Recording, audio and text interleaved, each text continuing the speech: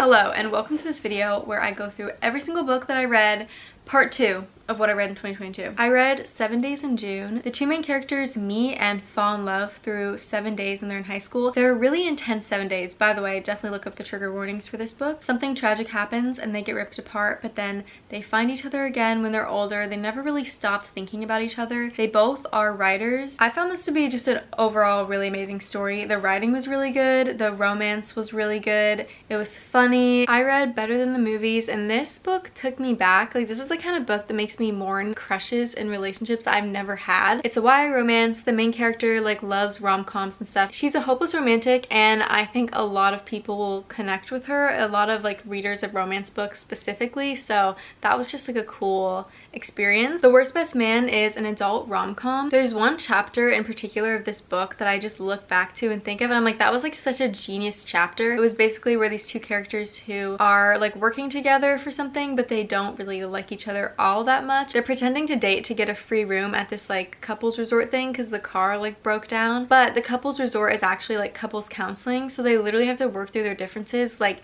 they're a couple, and it was just so genius of a chapter. I just loved that part so much, but the whole book overall was really enjoyable for me. Some Mistakes Were Made is a YA romance. This is one of the best books that I read this year. It's a second chance. It's like an emotional roller coaster in the best way. It had me on the edge of my seat. I never got bored. I cannot recommend this one enough. I feel like I talk about it all the time, so that's just, I'm gonna leave it at that. Archer's Voice is a small town romance, but it's a little bit different than your typical small town romance. She goes to this small town and there's like this one guy who's kind of like an outcast, and everyone's like, yeah, like he's kind of weird, like no one really talks to him, but she like makes friends with him and she like makes an effort to get to know him. It was really beautiful seeing him like connect with someone other than the person who raised him for like the first time in his life. I was definitely having a lot of feelings reading this book, and the ending was super intense. It was like twist after twist, but yeah, I do recommend this book. It wasn't like one of my favorite romances, but I really did enjoy it. So The Blood Trader is the third book in the Prison Healer series, and I love that series, one of my favorite YA fantasy series, and The Blood Trader was amazing. I think I liked it just as much, like almost maybe just as much as the second book, because that one's like one of my all-time favorite books. This one was really just like right there with it. It's a trilogy, by the way, so this is the last book. I'll just say that it starts with a girl who like grew up in a prison and she like heals people in the prison, but then this one guy comes into the prison who ends up being like a love interest, and something crazy happens with that. There's like a bunch of twists. It's really like high action, but also there's romance, found family, magic. It's just a really cool world and book. Next is Chain of Gold, a Cassandra Clare book, and it's in like a series that I think you're supposed to read like later on. I really did enjoy this book. I got bored like a couple of times. Overall, I think it was amazing. I kind of like almost all of her books, so I think actually I've liked every single one that I've read. So one of my favorite parts about Cassandra Clare's books are her characters, and this book did not disappoint. I love the characters. She writes sarcastic characters really well, and those are always like my favorite characters because they're just so funny. They like make me laugh because they're like always cracking jokes, like they're barely ever serious. It's just so fun. The Infinity Between Us is a second chance childhood friends to lovers summer romance. It really just is a great book to read in the summer. You can't go wrong with this type of book for me. It wasn't like my favorite of these types of books, but I really enjoyed it. I'm starting to remember some scenes in it, and they're really cute. I just had like a little moment where I was just thinking of certain ones, and it is really cute. It is. Something about just like the childhood friends to lovers, because they know each other so well. Like they have so much history. You get to see them falling in love like when they're younger, and then like seeing each other again when they're older. They're like still in love after all that time. It's just so, I don't know, something about it. I just love it. Next, we've got Gothicana. This is a paranormal romance. It's dark academia. It's a lot spookier than other dark academia books that I've read. This I read during Halloween time, and it was like the perfect time to read it. I was actually scared at certain parts of it. I literally got chills. This is kind of an age gap romance. They're not like that far apart, but it's like the dynamic because he is a professor at the school. She's like 22 when she's going there, or I think 21, 22. The plot twists in this book, they're insane. They're insane. I was pacing my room just like in shock. The Ballad of Never After is one of my favorite books of the year. This is a sequel to what's going to be a trilogy, the first book is Once Upon a Broken Heart, but it's also like a spin-off series, and it's following a main character, or not a main character, like a side character from the Caraval series. That's like one of my favorite characters. I think the trilogy is just gonna keep getting better because I like this one even better than the first one, so I'm excited to read the third one. I read City of Bones. After I read Chain of Gold, I was like, okay, I should probably like start from the beginning before I read any further.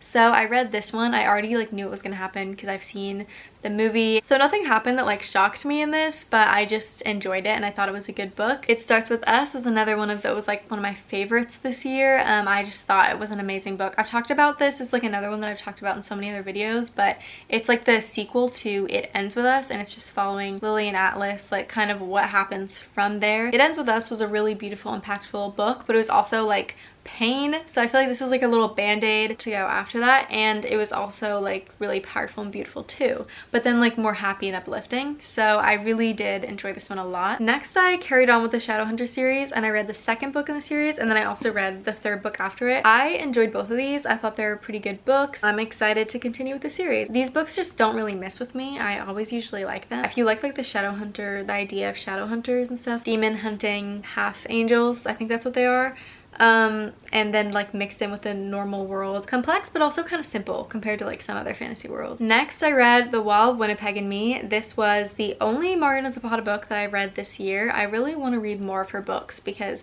I know that I like her writing. This one like wasn't as good to me compared to like From Lukov with Love. I think that's because I'm pretty sure it's longer than From Lukov with Love, but it takes a lot longer to get to them together. There was a lot of not much at all happening between them in like the beginning part. You really just have to be ready for a super slow burn book, and if that's like something that you like, then I think it would be really good, because I was happy I read it, and in the end I was like, that was really good and I loved it. It's like you have to work for it. Overall, enjoyed it. Great book. I forgot to say this because I don't have the physical copy of it, but somewhere in between like one of these books, I read the book Pretty Reckless. I didn't really like it that much. I don't remember this one super clearly, but I just remember thinking that the two main characters were kind of getting on my nerves a little bit. I wasn't like enjoying reading their story. Yeah, I didn't really like that one that much. I think I gave it like 2 stars. Another book that I don't have the physical copy of, I listened to it on Audible, and I think I actually did read it after The Wall of Winnipeg, and that's I'm Glad My Mom Died by Jeanette McCurdy. Loved it. It was great. Made me like those types of autobiography type books. She did an amazing job in narrating it, so I really recommend that one. That's another one to like look up the trigger warnings for. Next, I listened to The Bear and the Nightingale as an audiobook, and I loved it. I said I loved it really enthusiastically just now, but I did get bored on certain parts of it. I'm pretty sure this is an adult fantasy. I really like the way that like religion is weaved into this book. I think it's really, really interesting. This is definitely a unique fantasy. There is a romance. It's super slow burn. It has a lot of Russian folklore concepts in it. It takes place in the winter snowy time, so it's a great book to read right now, and it has like really good visuals because of the snow. Next, I read The Simple Wild, and I actually listened to this one as well. I thought it was really good. I felt so much. This is a small town romance, and it's just a very heartfelt, emotional, feel-good story. This is just like a small town romance that I'd recommend to people. I just feel like it was really solid. What a Match was a really cute fall themed book. It's kind of like Brother's Best Friend, but I feel like it doesn't really have to do that much with like the actual book plot itself. I felt really disconnected from the story at sometimes. I just feel like the pacing,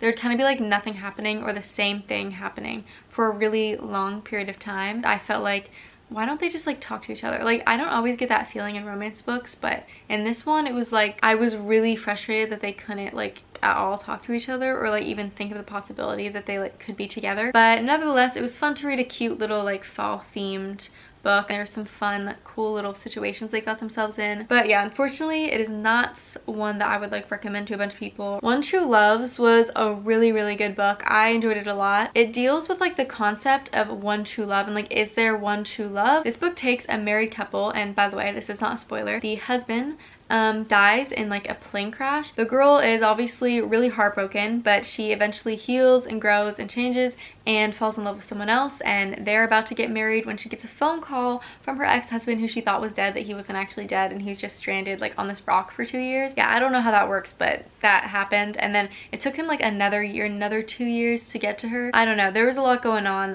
I have questions, but not all of those were answered, but you know what, I still believe it. I still believe it, and it probably is possible actually. So now you're just following this main character who's struggling with like which guy she chooses, her like love that she literally has already gotten married to and is still her husband, or this guy who she's about to marry.